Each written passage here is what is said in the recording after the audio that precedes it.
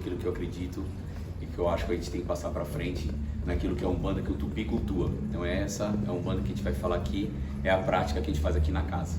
Não querendo confrontar as outras linhas, as outras vertentes, mas a gente faz aquilo que realmente a gente acredita, aquilo que a espiritualidade do Tupi nos rege, nos doutrina, nos ensina e nos direciona aqui na casa, certo?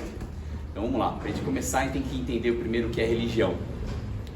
Quando a gente vai em busca na literatura aí para saber o que é religião, a gente vê que em latim eles colocam como se fosse o religar-se a Deus. Mas nem toda religião acredita em Deus e não deixa de ser religião. A gente vê o budismo acredita em uma força interior e não deixa de ser religião. Então o que seria religião para nós, o que seria religião para mim?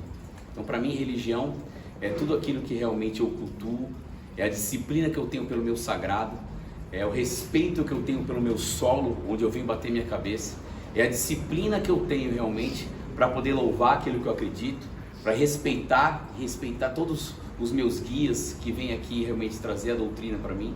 Então religiosamente eu venho aqui, eu faço minhas firmezas, eu bato minha cabeça e eu entrego realmente, religiosamente, a minha coroa a eles para ser um instrumento da espiritualidade. Isso para mim é religião dentro da Umbanda. E a gente está por inteiro, a gente respeitar o nosso sagrado, a gente respeitar aquilo que nos move. Então como religiosamente a gente começa a cultuar, fazer nossas orações, fazer nossas firmezas, a gente começa cada vez mais a estar ligado naquilo que a gente acredita dentro de nós. Aquilo que nos move sem a gente precisar pegar. Isso é fé. Fé não é uma coisa palpável, ou as pessoas sentem ou elas não sentem. Ou você acredita ou você não acredita.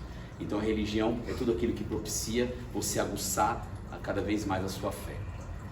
Quando a gente faz os cursos de Umbanda, a gente vê muito por aí, respeito o que cada casa faz, mas muitas pessoas procuram, quando a gente fala que a gente vai fazer o curso, vem me questionar se vai existir o desenvolvimento mediúnico. E a gente tem que entender como é que se passa realmente o desenvolvimento mediúnico. Eu tocar na coroa de alguém e começar a desenvolver ela mediunicamente é de uma responsabilidade muito grande. A gente vai abrir um canal. O que é mediunidade? É um meio de comunicação nosso com o plano espiritual. É um meio de comunicação que o plano espiritual usa para nos comunicar até nós. Então a gente vai ter mais de 100 tipos de mediunidade. Quando a gente fala de desenvolvimento mediúnico na Umbanda, todo mundo se remete logo à incorporação. Ninguém pensa em desenvolver outro tipo de mediunidade. Então quando a gente fala que a gente vai chegar dentro de um terreiro de Umbanda e eu vou fazer um desenvolvimento mediúnico para 70 pessoas que eu estou aqui na frente hoje, então imagina eu ter que tocar na coroa de cada um. E para eu tocar na coroa de cada um, eu tenho que saber antes da sua mediunidade e dos seus dons mediúnicos, a espiritualidade que carrega vocês. Então quando eu abro um canal mediúnico, a vibração que você tiver dentro da sua espiritualidade é o que vai ser aguçado. A gente sabe que existe espiritualidade de luz e espiritualidades que não vibram tão alto.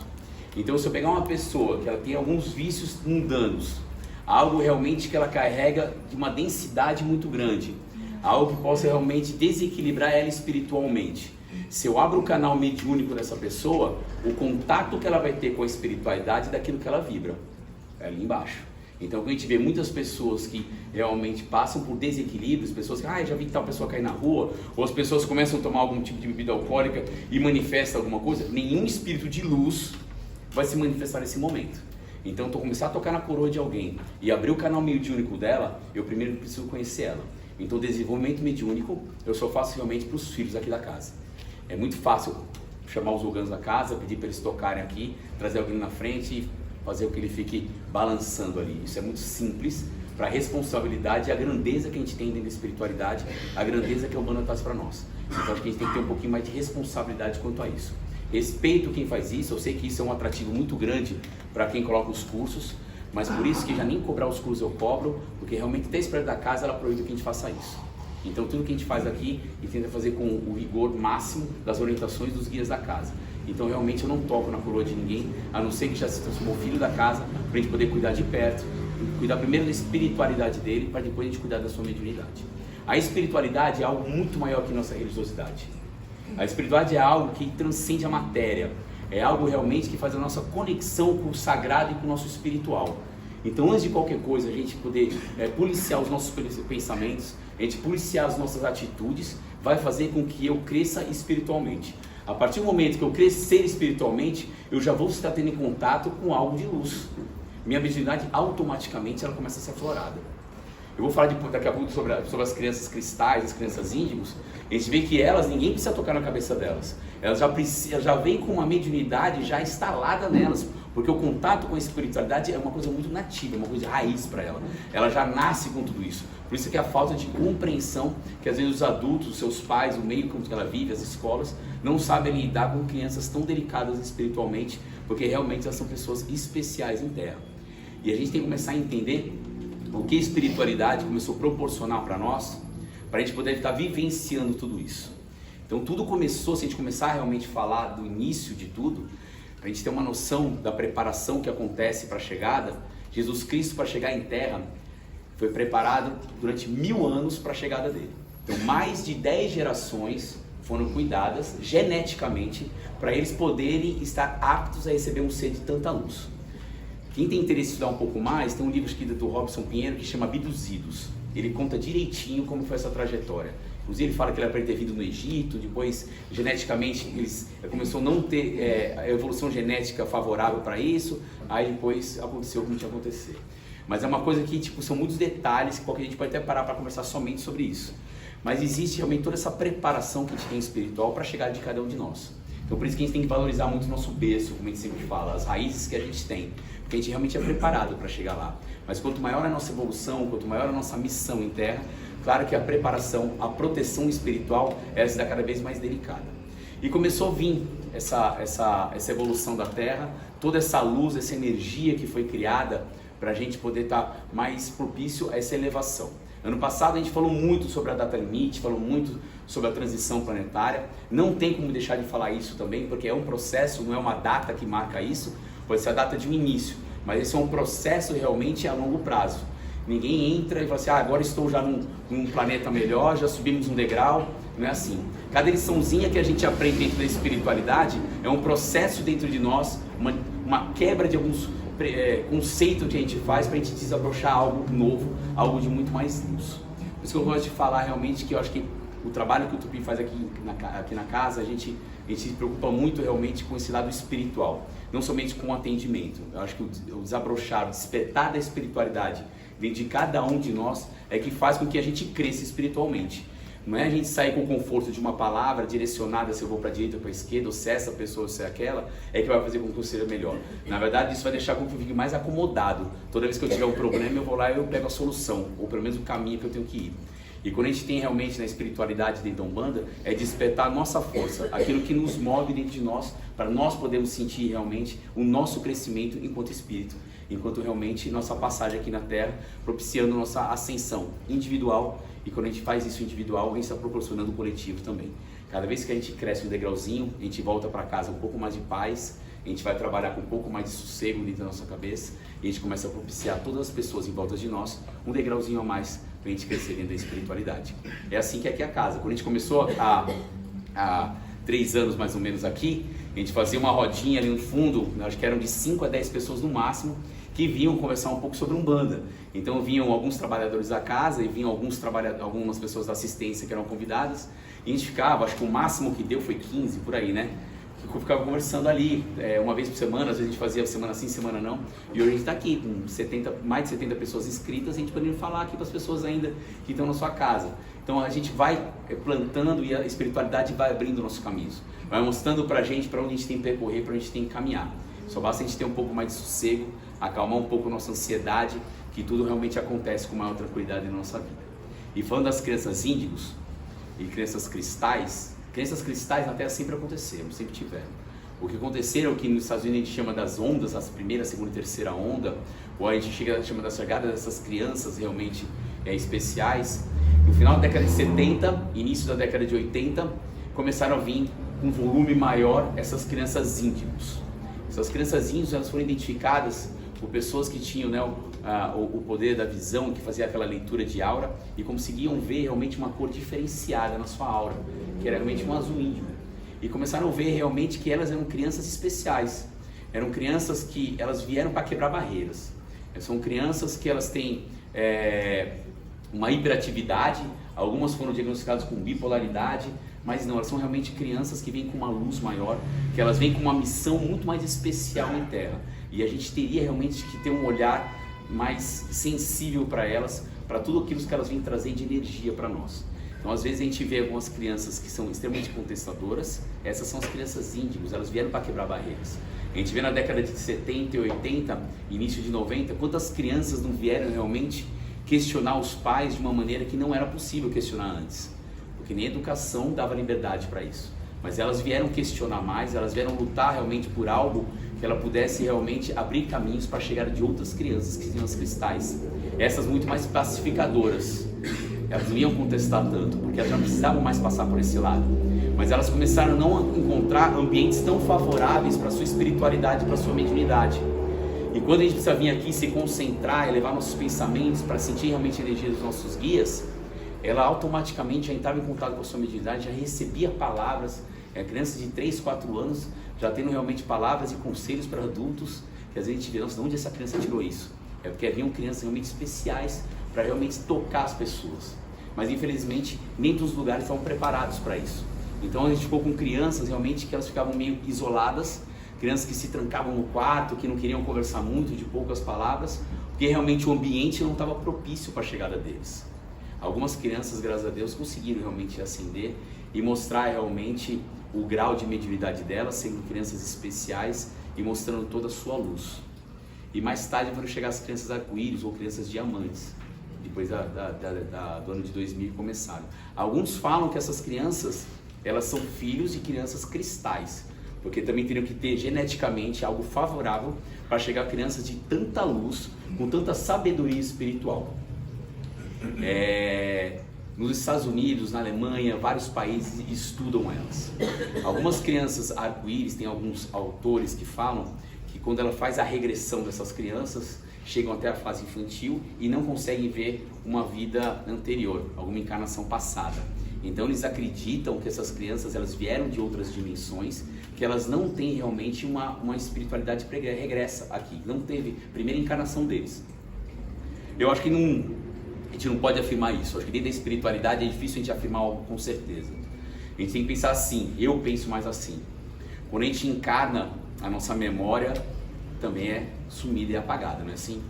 Então quando essas crianças vêm com essa missão espiritual tão grande, será que a memória delas, ou botaram uma limitação para ninguém saber o que é a preparação que ela teve para vir até aqui conosco?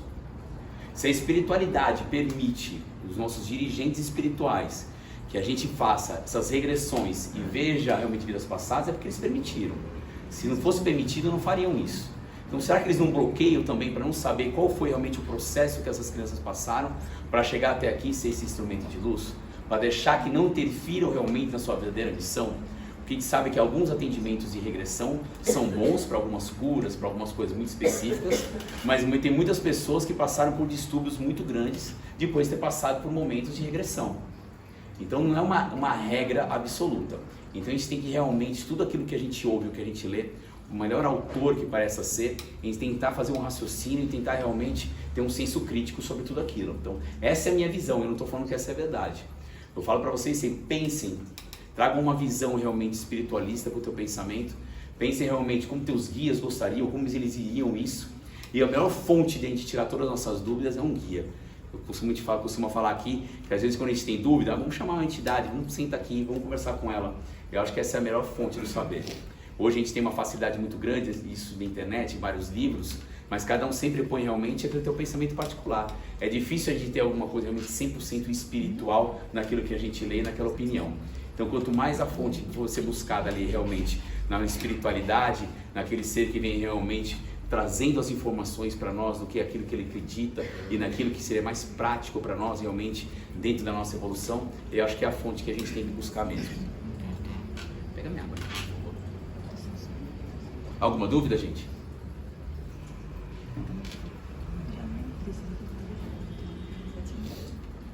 Pode deixar. Então, quando a gente fala de espiritualidade, de tudo isso que vem passando, a gente começa a entender o porquê essas crianças começaram a chegar desde a década de 70 para cá, propiciando realmente um ambiente mais favorável para a nossa ascensão espiritual, para a nossa transição planetária. Precisávamos de seres mais de luz, justamente para poder propiciar isso. Se a gente for falar de guerra espiritual, a guerra espiritual foi muito maior. Quanto mais seres de luz a gente tem, mais os outros mal esclarecidos vão vir também para tentar bagunçar tudo aquilo e a gente não conseguir realmente cumprir nossa missão. Isso individualmente e coletivamente, isso não muda. Mas a gente vê o quanto os governantes aqui da Terra vieram propiciando realmente esse passo para a gente poder chegar nessa ascensão planetária que a gente está vivendo. Se a gente for ver o que a astrologia diz para nós nesses momentos, a gente tem que entender que existe o ciclo anual, que é o ciclo do ano Sol, que a gente está entrando agora no dia 20 de março. A gente já tem algumas influências dele, mas o ano astrológico inicia no dia 20 de março. Mas existem outros ciclos que são de 36 anos, para a gente poder entender realmente como as energias elas nos influenciam. Então a gente tem hoje, naquilo que a gente acredita, que foi um assunto bem polêmico no final e no início do ano, nós acreditamos aqui que esse ano é o ano do Sol, é o ano do nosso astro-rei, daquele que traz toda a luz, daquele que traz a vida para nós, que se não fosse ele não teria vida aqui. Então todos aqueles que nos regem com sua energia, então a gente poderia falar que ele é o astro-rei, o maior astro. Não teria como a gente não relacionar ele ao nosso orixá maior, que seria nosso pai Oxalá. Então nosso ano, esse ano, é Oxalá. Algumas casas colocam diferente, a gente respeita, mas aquilo que a gente acredita é que esse ano é o ano de Oxalá. Então o de Oxalá é aquele que vai trazer a luz, vai trazer a transparência, é um ano voltado para o nosso eu, é um ano voltado realmente para a gente dar prioridade para nós. E dentro desse ano, existem ciclos maiores de 36 anos. Então esse ano maior de 36 anos se iniciou em 2017 com o ciclo de Saturno. Saturno é um planeta que vem trazer energia para nós da transformação. Aquele que faz realmente é a gente se transformar de dentro para fora. Qual orixá que faz isso com a gente? O Baluaê. O Baluaê traz a nossa transformação. Então está vivendo para isso. Para a gente ter uma ideia do que a gente está vivendo hoje, essa mesma junção planetária foi vista em 1765, que se iniciou o ano Saturno. E no meio deles teve um ano Sol. O ano Sol aconteceu o quê? Revolução Francesa. A maior transformação que a gente teve na nossa sociedade. A gente sabe o quanto eles lutaram pela nossa igualdade, pela fraternidade, e a gente sabe que essa luta existe até hoje. Agora, de uns tempos para cá, e se a gente for ver de 2017, quantos acontecimentos vieram para a busca de uma igualdade e de uma liberdade. Então a gente vê coisas que aconteceram lá atrás, estão se remetendo, acontecendo agora novamente. Então é um ano que a gente está vivendo a intensidade pura de uma luz. O que a gente tem que entender nessa luz toda que está nos regendo, onde a luz, a sombra, não tem como. Então quanto mais aberto a nossa espiritualidade, quanto mais realmente eu tiver ali aberto de mente e de coração para receber essa luz, menos sombra eu faço. Eu retenho toda essa energia para mim. Quando eu falo de luz do sol, eu estou falando da energia que ele traz para nós. Então se eu me fecho para essa luz, eu estou denso, mais sombra eu vou fazer. Então tudo isso vem sendo propiciado para a gente poder adquirir, absorver toda essa energia planetária para propiciar realmente o nosso crescimento espiritual. É um ano que não tem como as máscaras não caírem, que não tem como as transformações internas não absorverem realmente algo para fazer com que você tire o seu eu, o seu melhor. Então é um ano que não dá mais. Então pessoas que estavam arrastando relações, pessoas que estavam arrastando trabalhos e funções dentro de algumas empresas, algo que familiar que estava lhe incomodando, não tem como, vem à tona. Ou vai ser resolvido ou cada um caminha para um lado. Isso desde 2017 está acontecendo. A gente vê quantas transformações nós tivemos desde 2017, não só na política, nós tivemos também de grandes líderes religiosos caindo suas máscaras. A gente precisa nem ver, só quem acompanha sabe tudo o que aconteceu e que vem acontecendo. Então a gente vê quantas transformações em vários segmentos a gente está acontecendo. E nesse ano, tudo que a gente está realmente lutando e está querendo trazer uma melhora e algo realmente dentro de nós transformador, a gente vai ter também toda essa luz e toda essa energia propiciando com que a gente consiga realmente melhorar e ter uma ascensão individual. E eu volto a repetir, quando a gente tem uma ascensão individual, a gente começa a pensar no coletivo. Se eu estou bem, eu consigo fazer o bem. Se eu estou em paz, eu consigo dar paz.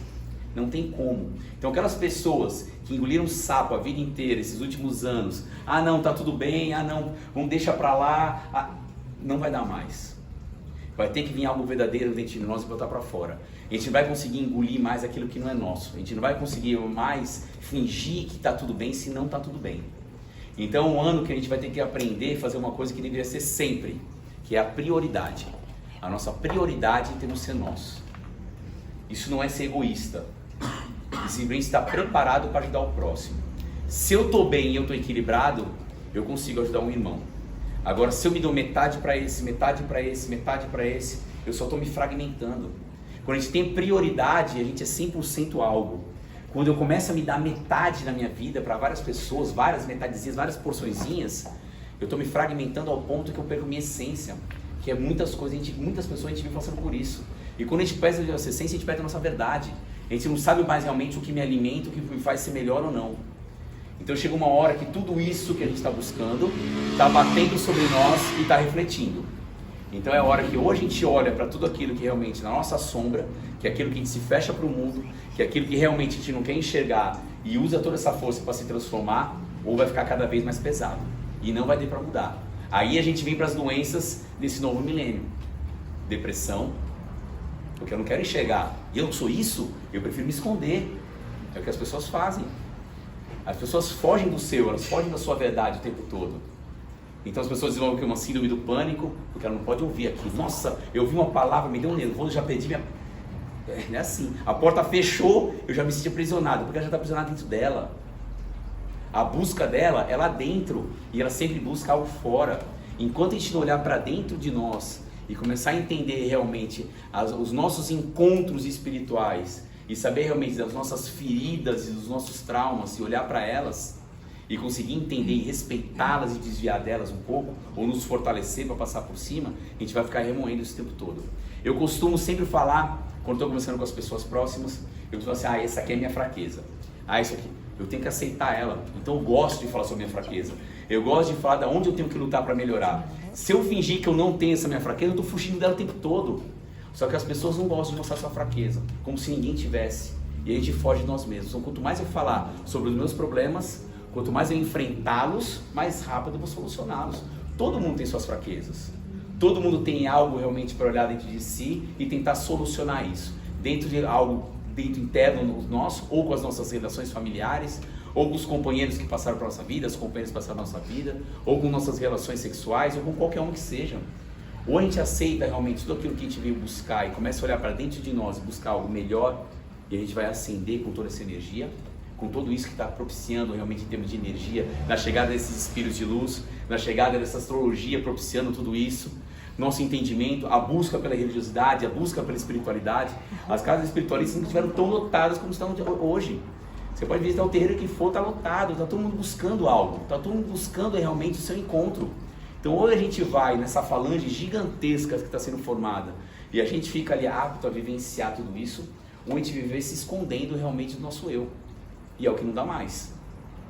Eu conheço pessoas próximas que engoliram sapo dentro de empresas, ou dentro de famílias, ou dentro de relacionamentos, que na virada do ano já viraram assim, isso eu não quero mais para mim. E solucionaram. E tiraram o peso dos seus ombros que elas acreditavam que era coisa impossível de tirar. Não, chegou uma hora que não dava mais. Carregou e arrastou algo por muito tempo que você acreditava. Chega uma hora, ou você solta isso e se sente leve, ou você vai arrastar isso sempre. A dor a gente já tem no caminho que a gente faz. Ou a gente faz a curva e sente algo diferente e nos fortalece, ou a gente vai continuar pelo caminho da dor. Não tem como. Só dá pra gente mudar se a gente muda nossos passos e muda nosso caminho. Se a gente continuar no mesmo caminho, acreditando, não, vou fazer de tudo, e acreditando ainda que a gente depende dos outros para mudar a minha estrada, é muito difícil. Então nossa estrada, a gente que é responsável. Por isso que a gente tem que virar prioridade para nós. Eu vou limitar meus passos. A gente conversando sobre isso um dia desse aqui no terreiro, e uma entidade falando sobre isso, e ela explicou bem esse negócio da gente ser a prioridade. Ele falou, ou você fica do lado de baixo, fazendo o pezinho e levantando todo mundo a vida toda, ou você sobe, pega a pessoa na mão e traz ela até você. Então quando a gente se coloca como prioridade, a gente se coloca num patamar que a gente pode ter o poder de trazer essas pessoas até nós. Quando a gente fica ali embaixo, num solo que não é nosso, é muito fácil a gente afundar. Aquele terreno não está firme, porque a gente não está firme. A gente não tem certeza de onde a gente está e por que a gente está lá. Então a gente tem que buscar algo realmente que traga essa grandeza para essa transformação espiritual que a gente faz. Não tem como fugir mais disso. E nem colocar responsabilidade em ninguém. Isso, já tá falando, nem botar a responsabilidade sobre os outros. Às vezes a nossa fuga é mais fácil a gente responsabilizar os outros. Ah, eu não fiz porque eu estou esperando. Ah, não, porque não sei o que tal. Ah, porque o meu melhor não é o suficiente. Sabe se é o melhor não é o suficiente para ela ou porque você não é dela mesmo? E a gente fica esperando, não, um dia ela vai pensar, vai ver tudo que eu faço por ela. Um dia ela vai ver. Não, ela já vê, só que você que não está vendo, você está deixando de fazer por você. E quando a gente pede a nossa valorização, como alguém vai me valorizar se eu não me valorizo? A máxima de Deus, né? Amar os outros como a si mesmo. Se você não se ama, como os outros vão te amar? Se você realmente não se coloca num patamar de luz, você não se coloca realmente em algo ali de crescimento, de plenitude, de inteira na sua vida, não tem como alguém te ver por inteira. As entidades sempre falam isso. Se você aceita metade, você está sendo metade. Você quer ser inteira, se dê por inteira. Mas não aceite metade. A gente inicia os relacionamentos sempre, ah não, vou devagar, porque se eu me entregar, aí metade. Deixa eu falar, não deu certo, não deu. Não, você deu metade, a outra deu metade. Aí vocês eram só metade. Vocês nunca foram um casal, vocês nunca foram um relacionamento. Vocês nunca tiveram uma cumplicidade de verdade. Só que as pessoas têm medo de sofrer, elas têm medo de arriscar. Aí elas têm medo de ser elas mesmas. Se eu for eu mesmo, talvez ela não goste. Mas melhor você mostrar logo quem você é, do que você ficar escondendo. Mas a gente gosta do mistério, a gente gosta de esconder quem a gente é. A gente foi criado para usar máscaras. Infelizmente é isso. Falam que as pessoas até hoje, você tem que viajar com a pessoa para conhecer quem ela é. Você tem que começar a conviver mais com ela para conhecer como ela é. Porque a gente vive fugindo realmente do nosso eu. A gente vive fugindo realmente de quem a gente é. Enquanto a gente estiver fugindo de quem a gente é, nós nunca seremos nós mesmos. Não dá mais. Então que a gente consiga ter a sabedoria, o aprendizado de tudo isso que está sendo propiciado para nós, para a gente poder ascender junto com tudo isso. Quando a gente fala dessa individualidade, de olhar para nós, a gente ser o protagonista da nossa história e da nossa missão, a gente não está sendo egoísta, a gente está propiciando que outras pessoas encontrem o seu verdadeiro eu e juntos a gente consiga fazer algo maior. Quando a gente fala dessas mudanças religiosas, quando a gente fala das mudanças políticas, a gente fala de massa, a gente não está falando de uma pessoa, a gente fala da transformação realmente de equilíbrio de uma nação, de uma cidade, de algo muito maior. Então que a gente consiga realmente buscar tudo isso. As energias estão aí, basta realmente a gente poder trazer o que a gente precisa, o que a gente necessita para o nosso crescimento. Certo, gente? Alguém quer falar alguma coisa?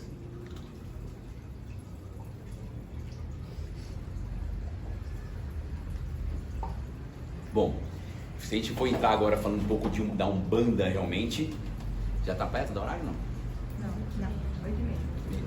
Então, se a gente for realmente falar um pouco da nossa religiosidade, se a gente for falar um pouco agora da Umbanda que a gente cultua, a gente tem que entender realmente os passos a passos que a espiritualidade veio nos proporcionando até a chegada da Umbanda. A gente sabe da vinda dos escravos, a gente sabe realmente do início dessas nações que foram criadas, das nações que vieram para cá, para dentro das senzalas, onde elas foram misturadas dentro das senzalas, várias nações, e esses cultos eles começaram a trocar essas informações, e depois veio nascer o Candomblé, que foi uma mistura dessas nações. Existem pessoas ainda assim aqui no Brasil que cultuam uma nação específica, que cultuam o Queto da sua origem, cultuam o Ifá, que cultuam realmente a sua origem. Mas existe muitas misturas realmente das nações, e se nasceu realmente o Candomblé aqui no Brasil. Quando o kardecismo surgiu na França, a gente sabia que ali existia um berço realmente de uma revolução muito grande. Quando ele surgiu lá, grandes cientistas, grandes escultores, grandes pintores estavam surgindo ali realmente naquela época. Então era uma energia muito propícia realmente para ter uma revolução também espiritual, não só uma revolução artística que estava tendo naquele momento. Então eles chamavam aquelas mesas redondas que eles chamavam, que eram os encontros que eles faziam, e eles começaram a estudar aqueles fenômenos que aconteceram lá. E veio Allan Kardec e começou a codificar tudo aquilo com os seus encontros, com suas perguntas para os espíritos, e ele conseguiu fazer os livros dos espíritos, aí por aí vai. E logo depois, a gente tem o Brasil, a gente pode falar um pouquinho, tem uma ligação com a França muito grande, e logo depois vieram para cá alguns livros que foram traduzidos e tinham uns encontros que eles falavam sobre a espiritualidade, que era uma coisa ainda muito, posso dizer, muito para poucos, somente a pessoa ali realmente que tinha uma ascensão financeira muito grande, eram só homens que participavam daquelas reuniões, até porque naquela época a mulher não podia nem ler, então era só realmente aquela cúpulazinha que poderiam fazer parte dos estudos, e eles poderiam realmente falar um pouco sobre a espiritualidade. E logo depois foi formado o primeiro centro kardecista, que foi na Bahia, e logo depois da Bahia já vieram para o Rio de Janeiro e formaram a primeira federação espírita. Eu acho legal falar isso, que se a gente começa a colocar as datas, a gente começa a ver a preparação que a Terra foi feita para a chegada das religiões espiritualistas, e a gente começa a entender realmente passo a passo como os governantes fizeram para tudo chegar até aqui, e a gente está vivenciando tudo isso hoje. E depois de estar chegando no Rio de Janeiro, já tinham algumas manifestações espirituais, algumas pessoas já tinham essa manifestação. Depois de 1988, então, com a abolição dos escravos, a gente sabia realmente que muitos deles, nas suas fugas ou depois da abolição, eles incorporavam as suas entidades, alguns viraram benzedeiros, curandeiros, e a gente sabe que a incorporação não se iniciou na Umbanda. A incorporação já vinha desde a época da pagelância, que é a religião mais antiga que a gente tem. Então já existiam as incorporações, já existiam religiões ali no norte e no nordeste, Catimbó, Jurema, que eles já faziam uso dos elementos da natureza e já faziam uso realmente de toda a sua espiritualidade para cuidar das pessoas, da sua cura, da sua cura psicológico, de tudo aquilo que eles tinham passado naqueles momentos.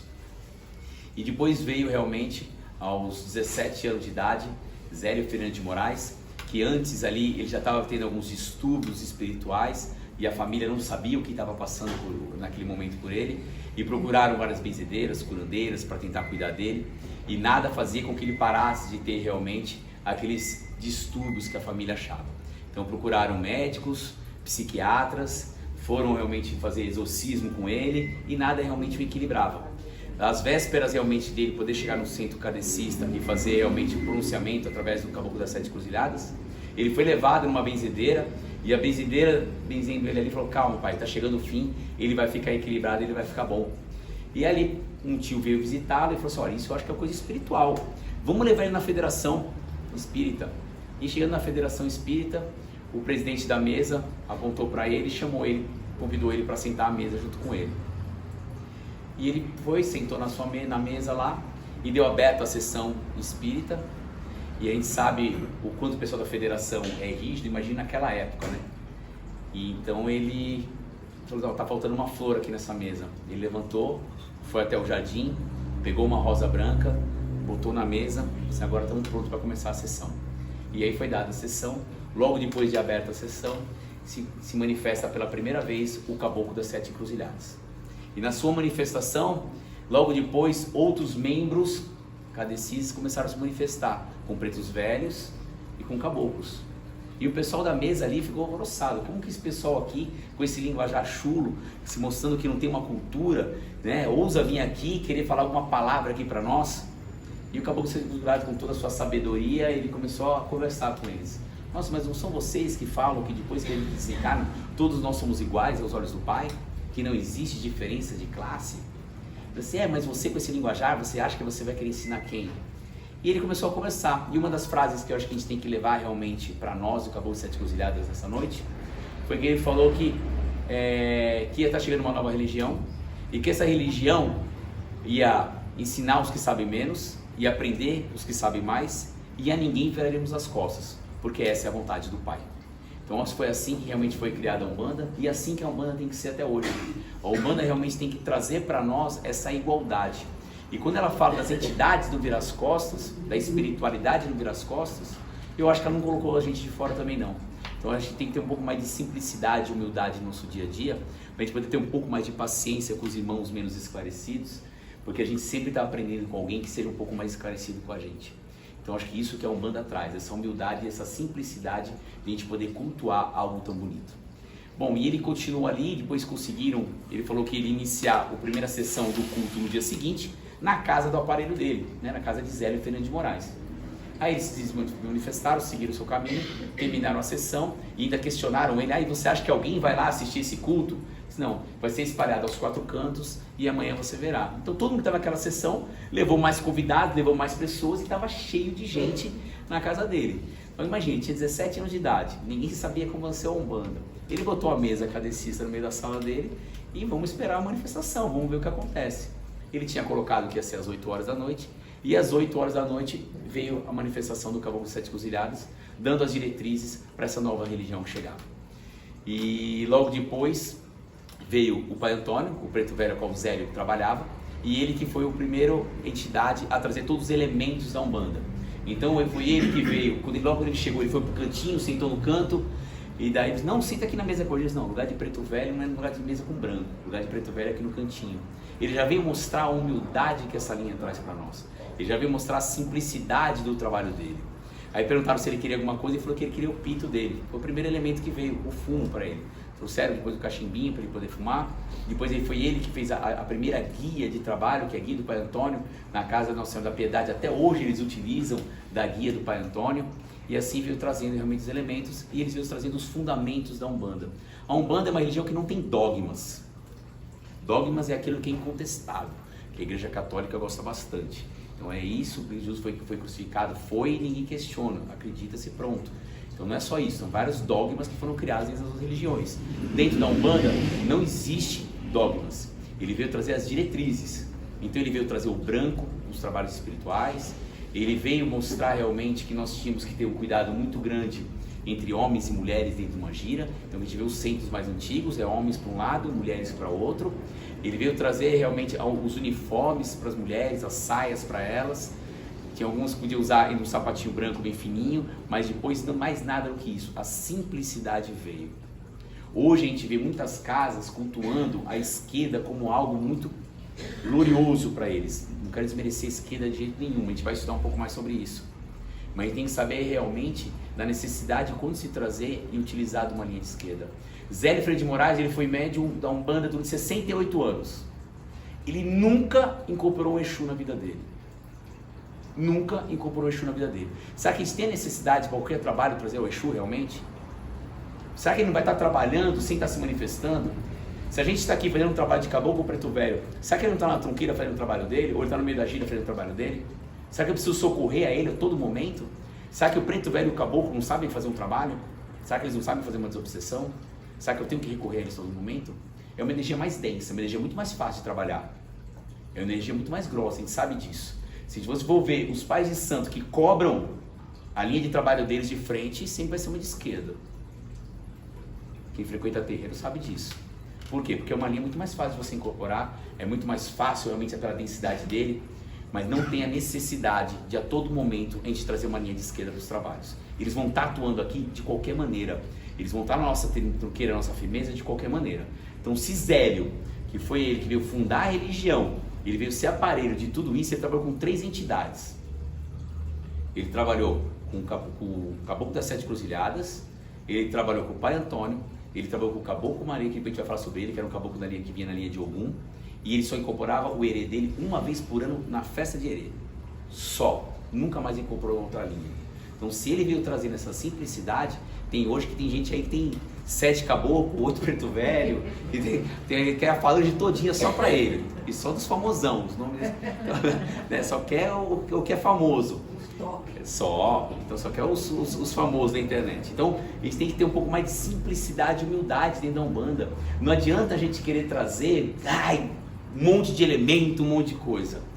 A gente vê os elementos que eles trouxeram e trabalhavam com aquela pureza, era ervas que eles trabalhavam, aquilo que realmente o caboclo tem que trazer para o trabalho. Hoje em dia a gente vê o pessoal com aquele cocá que vai até o chão. Eu quero saber se esse cocá é de algum índio brasileiro, porque eu nunca vi um índio brasileiro com um cocá desse. O caboclo, ele vai estar trabalhando com qualquer coisa. Se tiver erva, ele trabalha, se não tiver erva, ele trabalha. Se tiver um cocá pequeno, um cocá grande, ele vai trabalhar de qualquer jeito. O que a gente tem que tentar e ter cuidado é saber realmente qual elemento essa entidade tem necessidade de trabalhar.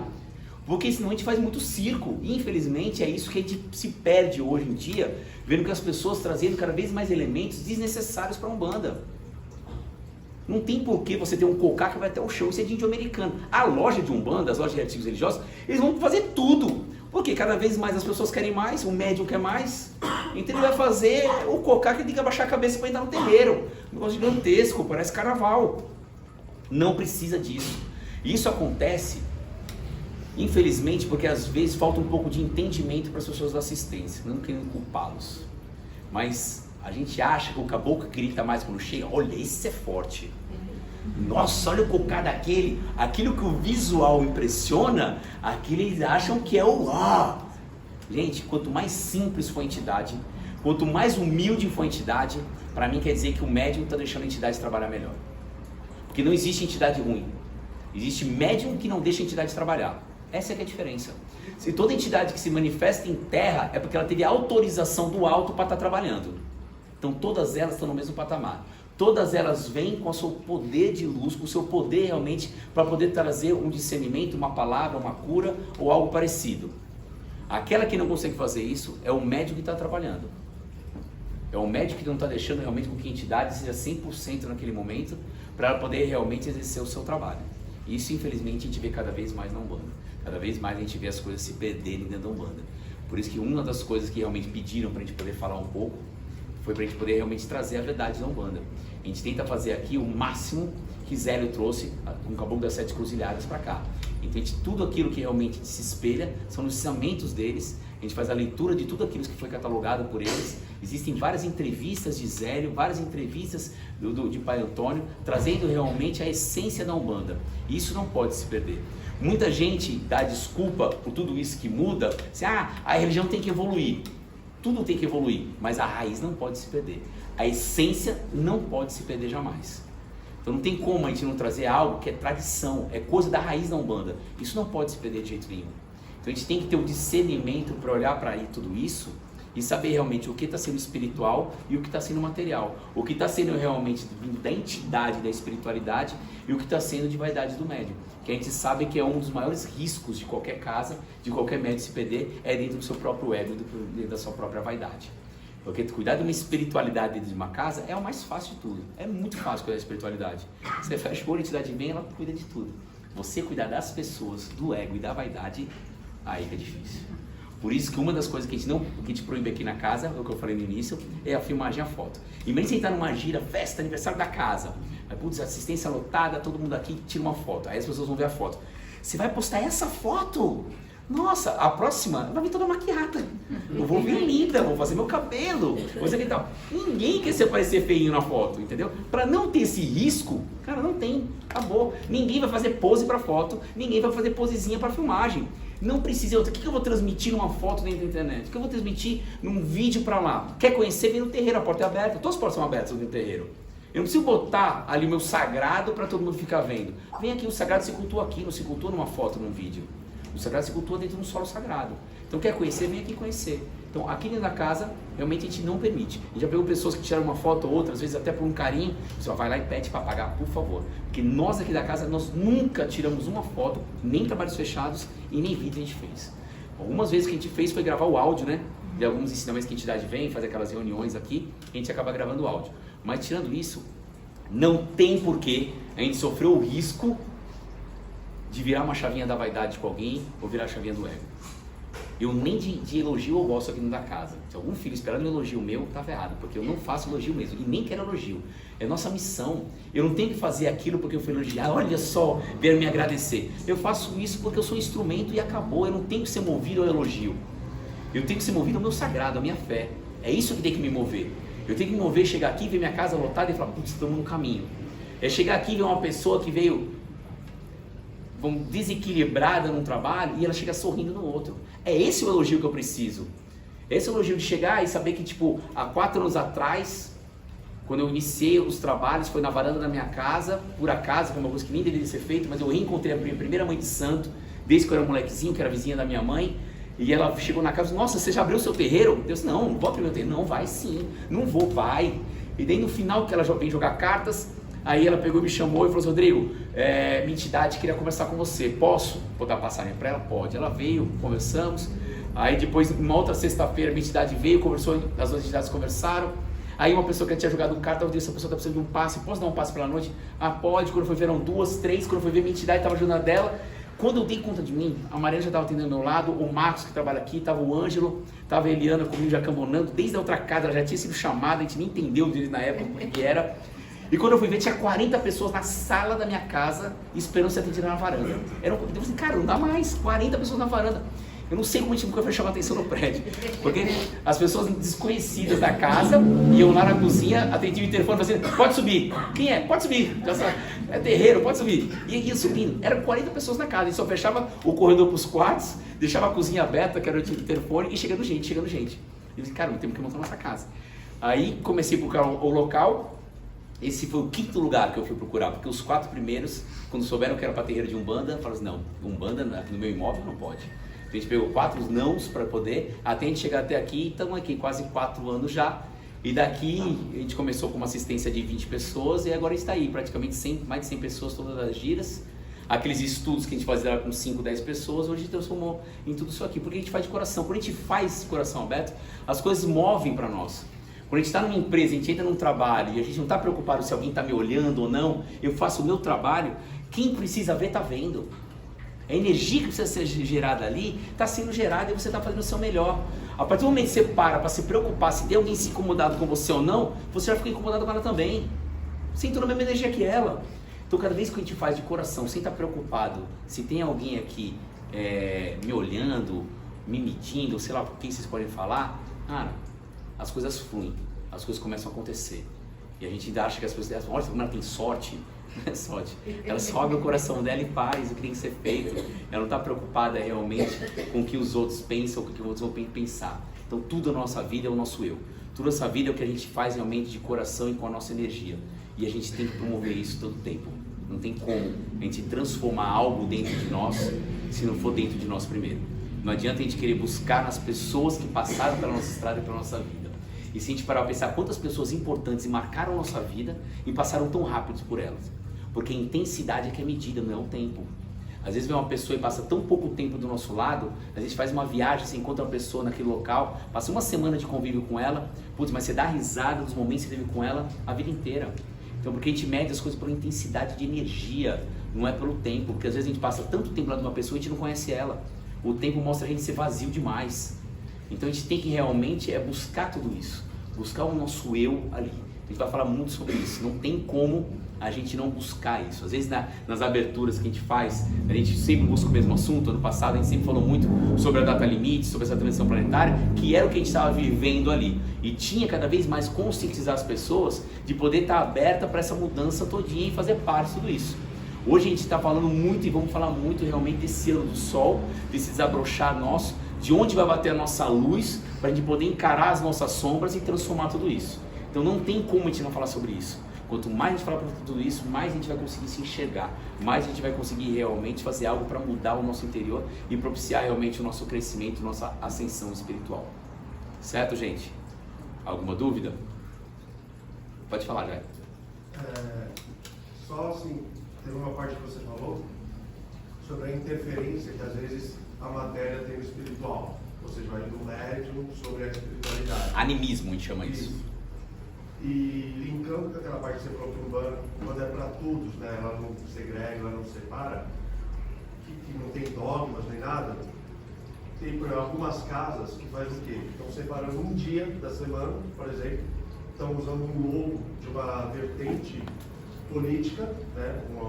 uma ideologia política, colocando dentro do terreiro, usando um símbolo, por exemplo, do feminismo, e aí vai, toda semana, um dia dessa semana, vai ser uma gira só para mulheres, feita por médios mulheres, camboras mulheres, e só vai ter entidade mulher. Não vai poder ter homem nem entidade masculina. É sério isso?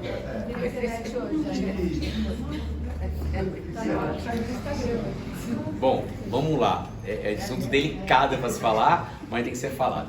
Eu acho, minha opinião, tá? A opinião do Rodrigo. Eu acho que existem vários locais onde a gente pode homenagear as mulheres e a gente pode lutar por uma igualdade. Quando a gente fala de um terreiro, a gente está falando de algo sagrado.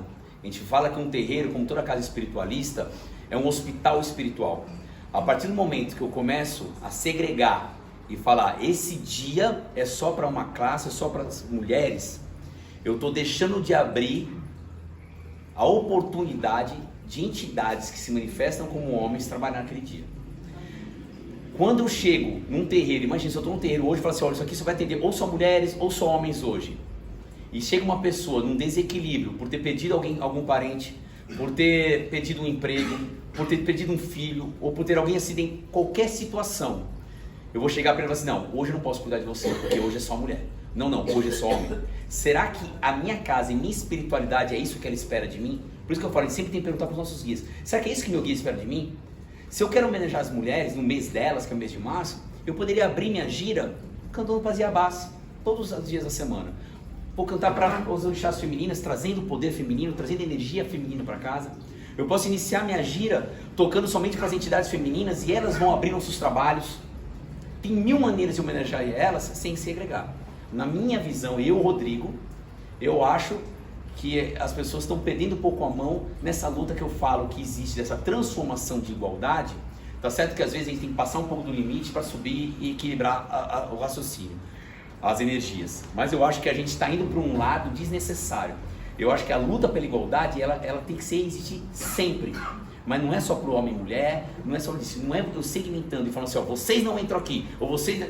Não é assim que eu vou conseguir uma igualdade. Igualdade é botar todo mundo no mesmo patamar. Principalmente dentro da Umbanda, que foi a primeira religião que sempre colocou homens e mulheres no mesmo patamar. Nunca se fez diferença de um pai ou uma mãe de santo. Nunca se fez diferença de uma entidade mulher ou uma entidade homem. Nunca se fez um filho de santo se achar menos porque ele pedia bênção a uma mãe de santo, um filho homem. Nunca existiu isso na Umbanda e no Candomblé. Até porque os mais conhecidos sempre foram mães de santo do que pais de santo. Se a gente for ver a história, teve muito mais grandes mães de santo do Candomblé e da Umbanda do que pais. Não estou querendo desmerecer, mas é verdade. Então eu acho que você segmentar isso dentro de um terreiro e falar que hoje eu não abro as portas para homens, isso para mim não é igualdade. Se é uma homenagem pelo mês delas, eu acho que teria outras maneiras de a gente homenageá-las. Opinião do Rodrigo.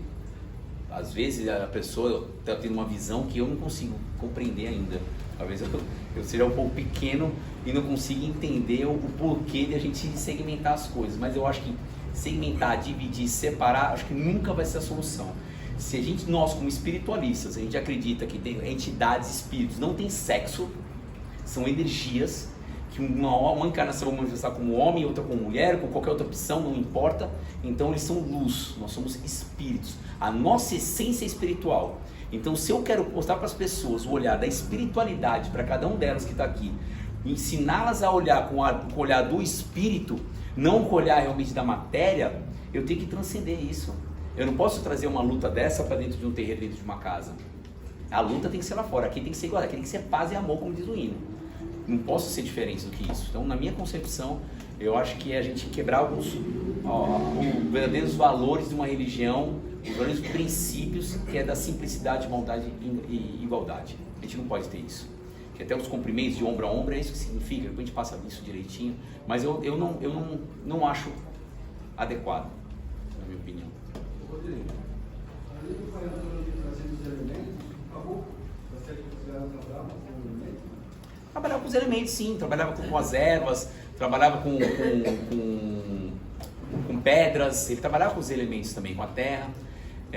Que o pai Antônio veio fazendo tudo isso. Até o ponto cantado, o primeiro ponto cantado que ele trouxe foi o pai Antônio. Ele chegou cantando já o ponto dele, né? Nas casas de Zélio Ferreira de Moraes, não tem o toque, não tem nem palma, é só o canto, até hoje é assim. Depois vieram trazendo os atabaques. Eu amo os atabaques, eu amo o toque. Eu acho que melhora as energias. Mas tem muitos filhos de lá das casas da Nossa Senhora da Piedade que a casa deles não tem o toque até hoje, nem a palma, é só a voz.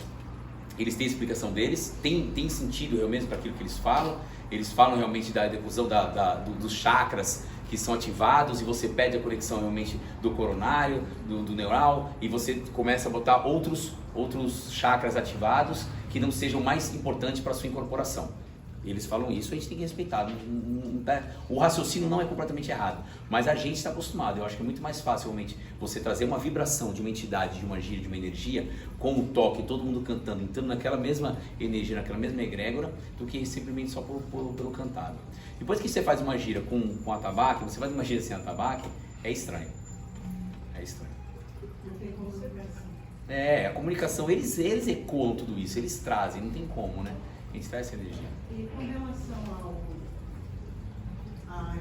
Exu que ele não procurava, eu penso que devido ao momento que era inusitado ao mundo, de uma certa maneira, a energia de um Exu realmente não é para qualquer um que não sabe, que não conhece. Então, como que eu vou apresentar diante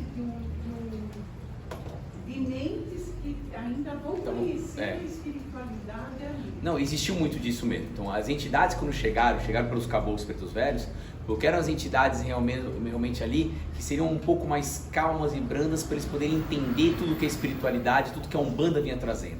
Depois começaram a vir as outras linhas. A neta dele foi a primeira a incorporar o Exu depois. Ele acompanhou as incorporações dela. Mas ele realmente nunca se deixou manifestar. Então a gente tem que entender que dentro da Umbanda não tem feitura de cabeça, não tem saída de santo, não tem ebó, não tem nada disso. Isso não pertence à Umbanda, isso pertence ao Candomblé. Depois eu quero contar direitinho, até porque hoje na internet está tendo muita briga, falando assim, a gente tem que deixar o sincretismo de lado. As imagens católicas e os santos católicos chegaram primeiro que os orixás na Umbanda. Os orixás chegaram muito depois. Então não tem uma briga desnecessária por uma raiz da Umbanda. Chegou assim, os primeiros terreiros de Umbanda vieram com o nome de santos católicos, por que você vai querer tirar isso agora? O que vai acrescentar ou diminuir? Então são briguinhas que pedem realmente tempo com algo desnecessário, devia estar preocupado com essa evolução e com o seu crescimento espiritual, que é o que realmente agrega as coisas. Quando o Elton estava falando lá dos elementos, tem muitos elementos que eles trouxeram, realmente de trabalho, de ervas, de bebidas, de café, de tudo isso que eles trouxeram. Mas teve uma entidade que ele atendeu, que era tipo Ogum Malê, que ele chamava, que realmente ele vinha com uma linguajar meio complicado. Logo depois da incorporação dele, Pai Antônio se manifestava para explicar tudo o que ele queria, e ele era de uma força, e ele que era ali incumbido de fazer as obsessões ali na casa. Então muitas pessoas chamavam ele, quando as pessoas tinham alguns familiares que estavam com algum distúrbio espiritual e tudo, e ele ia lá realmente fazer aquela limpeza. E uma das coisas que marcou muito, que ele chegou no hospício da cidade, e quando ele chegou lá, ele começou a apontar, ó, esse é espiritual, esse é espiritual, esse é espiritual, esse é carnal. Todos aqueles que ele apontou que era espiritual, ele levou para o terreiro dele, ele equilibrou porque eram grandes médiums e estavam realmente manifestados de forma errada, não estavam entendendo realmente a mediunidade deles, e se transformaram filhos da casa dele, do Céu da Piedade. Então todos eles saíram do manicômio, ele curou espiritualmente eles, equilibrou suas forças, suas energias, e se transformaram em filhos da casa deles depois. Então tem muitas coisas aí para te contar. Deu, Novelas? Deu? Então vamos fazer um intervalozinho rapidinho e a gente já volta.